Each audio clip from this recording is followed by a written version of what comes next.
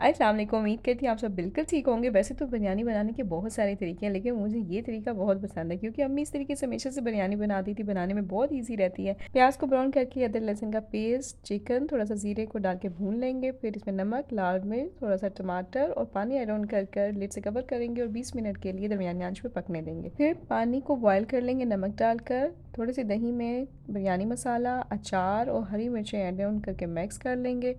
जैसे ही चिकन गल जाए तो इसको अच्छे से भून लेंगे और यहाँ पर पानी में बॉयल आ गया था तो भीगे हुए चावल और सिरका इसमें डाल दिया था और चिकन भी अच्छे से भून चुका है। फिर इसमें दही का मिक्सचर डाला था, लिड से कवर करके इतनी देर पकने दिया कि ये अपना ऑयल छोड़ दे। दूसरी तरफ चावल भी बॉयल हो चुके थे। चावलों को बॉयल करना और चिकन को साथ साथ बनाया जाता है ताकि दोनों चीज़ें गरम गरम हो, इसका टेस्ट बहुत अच्छा आता है। फिर इसको लेयर्स लगा देंगे चिकन और चावलों की। चाहे तो येलो फूड कलर भी ऐड कर सकते हैं, मैं थोड़ा फूड कलर को अवॉइड करती हूँ। धनिया हरी मिर्च के साथ दम देंगे एंड जस्ट परफेक्टली रेडी।